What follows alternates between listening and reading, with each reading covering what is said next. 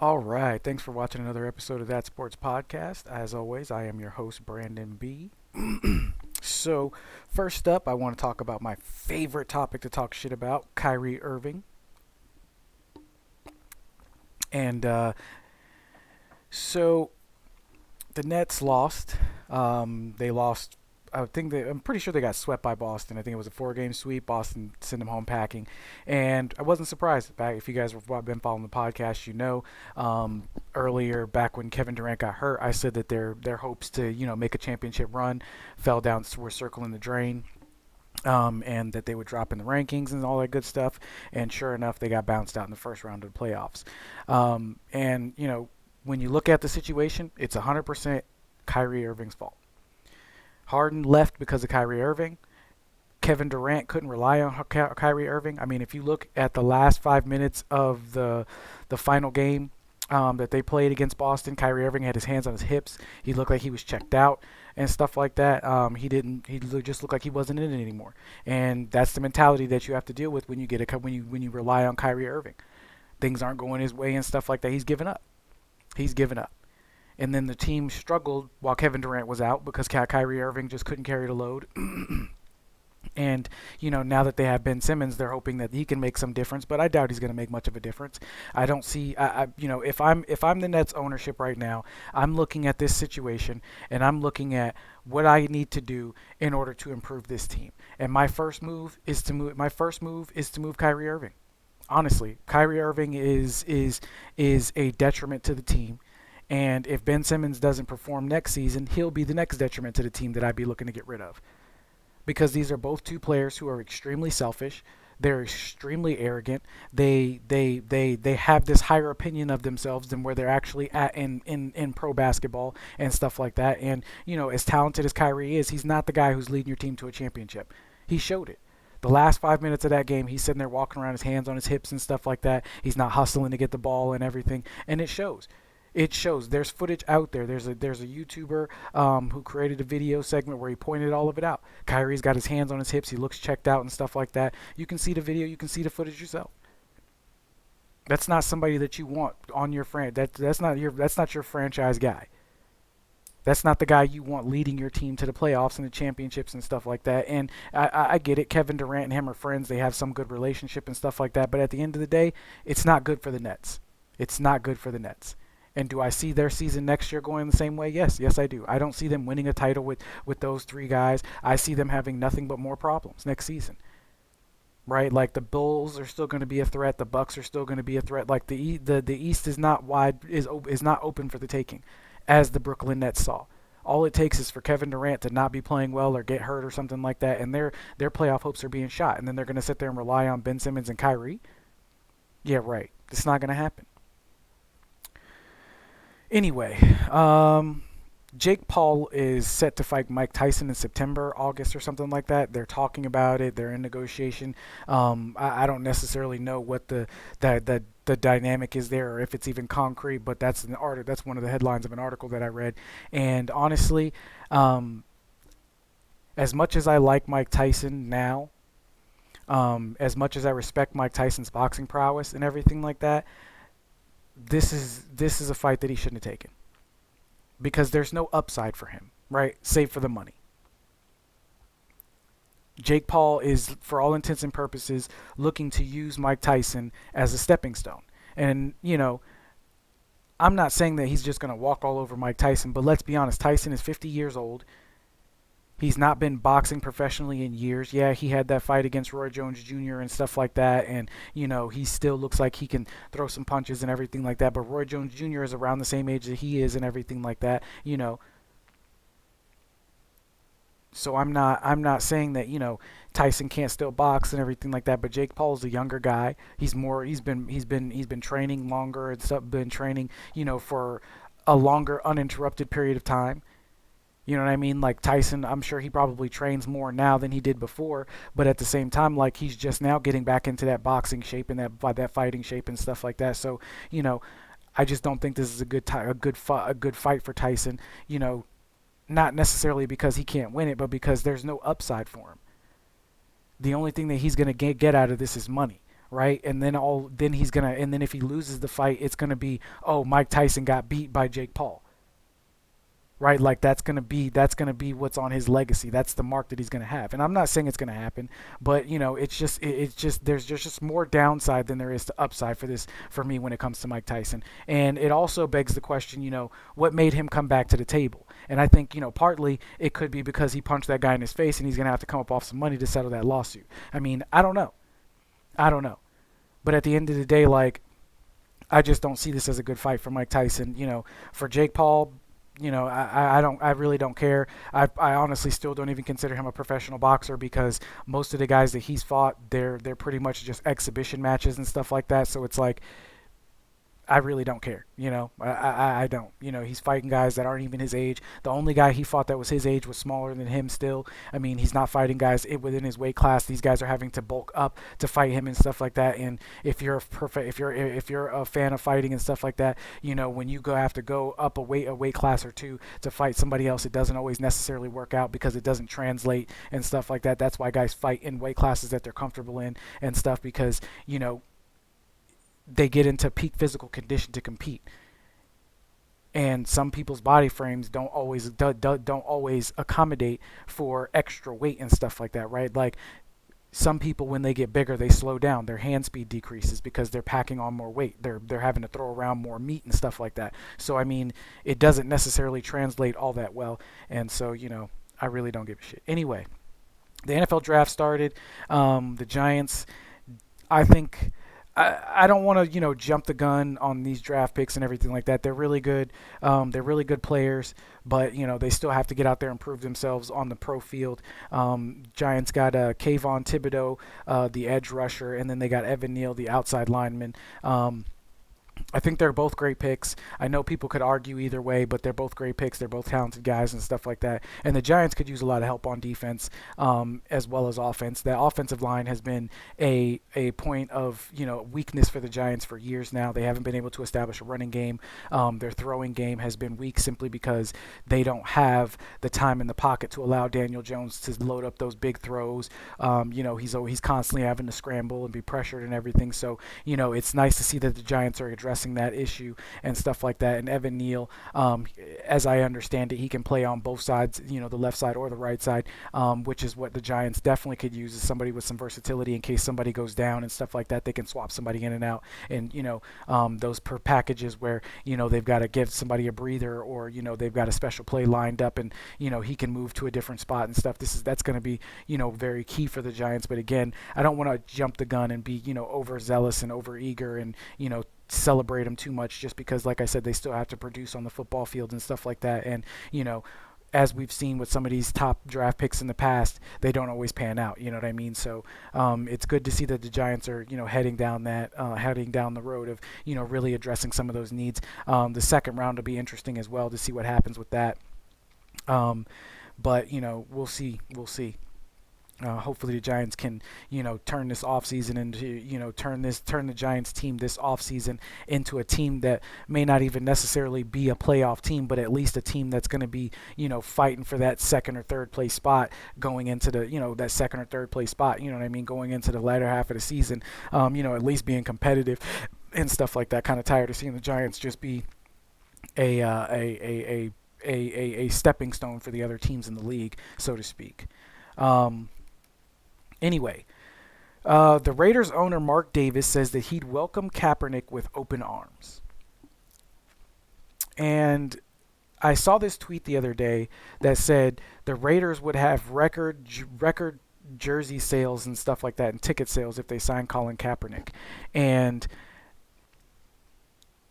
I'm not trying to be cynical when I say this. I'm just stating facts and interpreting a situation based on a mindset of trying to make money. And when I heard this and I saw that tweet, I'm like, that makes perfect sense that they would do this now, because let's look at the situation with the Raiders. They had that whole mess with John Gruden and those leaked emails and stuff like that.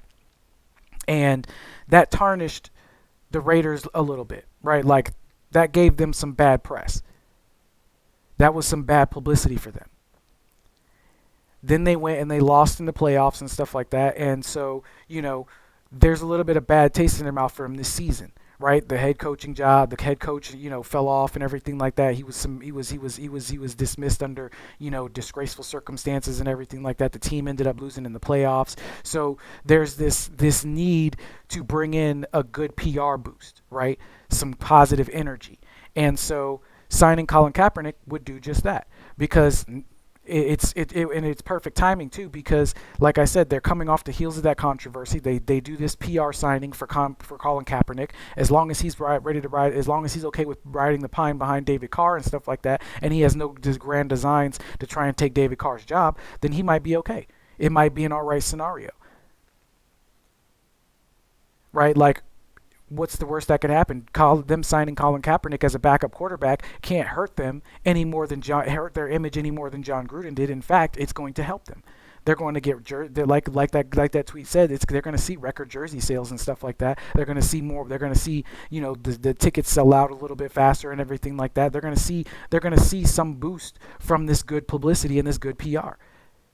And I don't, and I wouldn't put it past them to be doing this simply because of the return on that investment. And I know back on a couple of podcast episodes, I talked about why Colin Kaepernick wouldn't get another shot, or why he hasn't gotten another shot, and that's because NFL owners weren't willing to take the risk on the investment, right? But Mark Davis is in a position to take the risk on the investment, especially now that Colin Kaepernick has said he's cool with being just a backup. He just wants to be out there and be given a chance again. So, okay. They sign him to a veteran minimum contract and stuff like that, 1 year deal, whatever it is and everything, and he sits behind David Carr for an entire season. That benefits the Raiders because now, like I said, they're getting jersey sales, ticket sales. They got good publicity, good PR. Oh, the Raiders are the hero for Colin Kaepernick. They're the best team in the NFL because they signed this guy who's blackballed, blah, blah, blah, blah, blah, blah, blah. It's all good press for them. Even if Colin Kaepernick doesn't play a fucking down the whole season and everything like that, and he ends up being the third string quarterback, guess what? It's still good press for them. It's still good publicity for them. If Colin Kaepernick was smart, he'd be calling Mark Davis right now and saying, "Hey, let's do this." Because at least he's back. He's got his foot back in the door, and if he keeps his nose clean, maybe he gets a 1 year deal, and then somebody else says, "You know what? We want to snatch him away from the Raiders and sign him over here." Who knows? But like I said, I'm not trying to be cynical about it. I'm just using my business acumen, and applying it to the scenario as I see it, and I see this as purely a publicity stunt, purely a money making gamble. And we're far enough removed from Colin Kaepernick kneeling and half of the people being pissed off and half of the country being pissed off about him kneeling during the national anthem to where it's a smart move financially speaking, strictly from a financial standpoint, from the standpoint of, can he make this team better? Is he going to add any value? No. They may as well sign fucking Baker Mayfield. But at the end of the day, the money, the PR aspect is going to bring them in wild, ridiculous amounts of money. So big ups to them for, entertaining the idea and going for it. All right, so ESPN analyst Sage Steele has a lawsuit against ESPN, Disney, whatever you want to call it, saying that they violated her free speech rights because after she was on she aired on the episode of a podcast, she said some things that, could be considered bad-mouthing the company on this podcast. The podcast aired, and then a couple days later, she was told that she was going to have to take a break or be sat down, and then she says that she was removed from her duties and stuff like that. So I don't necessarily know. I really don't care about Sage Steele all that much, not because she's a woman or anything stupid like that. It's just I really don't care about ESPN analysts and stuff like that. Like, I'm not sitting there hanging on every word that they say. I don't follow their careers and stuff like that. You know what I mean? Like, there are good ones, there are bad ones, there are ones that I don't care about, there's ones that I kind of like, there's ones that I really like, and stuff like that, and Sage Steele's just one that I don't really care about, you know what I mean? Like, she's there, she talks, and she, like, for instance, it's like Stephen A. Smith, don't really care, you know what I mean? He's not somebody that I tune in, that I watch First Take for, you know what I mean? Like, I like First Take when him and Skip were arguing, I like First Take when him and Steven, and when him and Max Kellerman were arguing, but now I don't really care anymore. So it's like I stopped watching. Anyway, um, so essentially, what she on the podcast, she got on there and said that the only reason she got the COVID vaccine was because Disney mandated it. She said the mandate was sick and scary and stuff like that, and she was under the threat of losing her job and this, that, and the third and stuff like that. And cry me a fucking river, okay? I really don't care. The reason that these companies put in mandates is because they had to have people gathering and coming into work, right? Everybody couldn't work remotely. There had to be some people in the studio. There had to be some people working from the studio. Some people were working remotely. Some people were going over here. Some people were going over there. Some people were going to certain events and stuff like that, going out to cover certain sporting games and stuff like that. So you're traveling around. Yes, they want you to be tech protected, and they want you to protect. They want to protect others, right? Like they don't want their ESPN analysts going out getting COVID and dying. They spend a lot of money on. They pay these people a lot of fucking money to show up and do their job and everything like that. So they want them to be smart about their health, right? They want them to be proactive about staying healthy and everything like that. They don't want these people dropping dead from COVID or being laid up for months with COVID and then not being able to come back to work and stuff. They don't want none of that. They want all of their people healthy. Conversely, they don't want their people going out there and spreading COVID either. They don't want to be part of the problem. They're trying to be part of the solution. It's like there are people in the military who had to get the COVID vaccine. There are people who work in healthcare that had to get the vaccine. The vaccine mandate was completely necessary. It saved lives. It saved lives. The vaccine is saving lives. It's keeping people from dying from something that they don't need to die from needlessly. There are people out there who caught COVID before they got the vaccine, then got the vaccine and caught COVID, and COVID wasn't as bad after they got the vaccine as it was before they got the vaccine. Okay, so the truth of the matter is that the vaccine is working. It's saving lives and it's keeping people safe. If she didn't want to get the vaccine, she could have quit her job. There are other things for her to do. She could have bagged groceries. She could have went out to do construction, fucking trade jobs, just like they tell everybody else. They tell everybody else to do when they say, oh, when people talk about, oh, I don't like my job, it's not paying enough. Go find something else to do. You hate where you work. You don't want to do what they ask. You don't want to follow company procedure and guidelines. Go work somewhere else. All they were asking was for you to get vaccinated by a certain point, and if you couldn't do that, you weren't going to have a job with them. I don't feel sorry for her. I don't. They're paying this woman millions of dollars to just run her mouth on TV. I don't feel sorry for her. She's made more than enough money in her life, with her career at ESPN to live comfortably for a little while until she finds something else. There are other news outlets. There are other places out there to work. Other things to do. It's not like she would have been unemployable. I'm sorry, she knew the vaccine mandate was out there. And then on top of that, to go get on a podcast or to say publicly that the vaccine mandate is sick and it's scary and stuff like that, she's pretty much bad mouthing the company. Why do I want somebody who was just on a podcast bad mouthing the company out here doing my sports shows and stuff like that?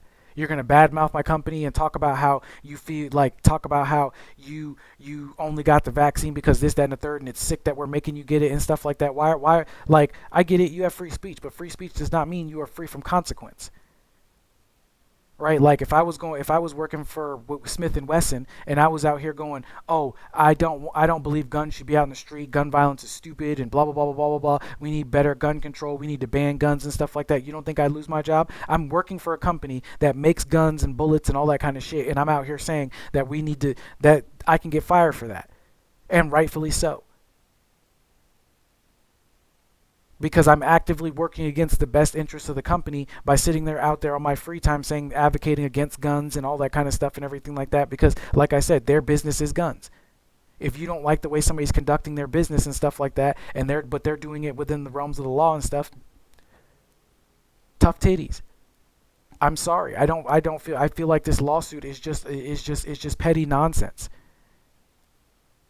Right? Like she's mad because her employer tried to make her apologize for going out there and publicly disparaging them, but yet she wants them to put her back on TV. Like, to me, that makes no sense. It makes absolutely no sense. Freedom of speech does not mean freedom from consequence. If you say something out of line and it disparages your employer, yeah, you should be reprimanded for it. If you're working at Walmart, going out there saying Walmart sucks and don't shop at Walmart, Walmart's a piece of shit and da da da da da, and then you go to Walmart, work at Walmart every day and you get fired, don't be surprised. You were the one who were out there bad mouthing your company to the public and everything like that in a very public way. I'm not saying don't talk about the stuff. She could have talked about it in private. She could have talked to her lawyers and filed a lawsuit, claiming that this, that, and the third. But she didn't have to claiming that she shouldn't have had to get the vaccine mandate and this, that, and the third. She could have talked about how she shouldn't have been given that ultimatum. But all of that stuff could have been done with lawyers and private and stuff like that. But instead, she wanted to get up on a podcast and make her objection to what her company was doing publicly known, and that's what happens. That's what happens. Why would they, like I said, why would they want to put her on TV if she's sitting there bad mouthing the company, creating a public image that people don't want to see? Anyway. John Jones is willing to wait till September to fight Stipe Miocic for the interim heavyweight UFC title. I'm excited to see this fight simply because I like Stipe Miocic. I think he's a great fighter. John Jones is a great fighter, and it's going to be a great matchup. My only concerns with this is how well John Jones is going to do after a 2-year layoff from the sport. I mean, he gave up his title in 2020. He relinquished his title in 2020 and hasn't fought since, right? He was supposed to fight Francis Ngannou, but that fell through because him and the UFC couldn't come to terms on a deal.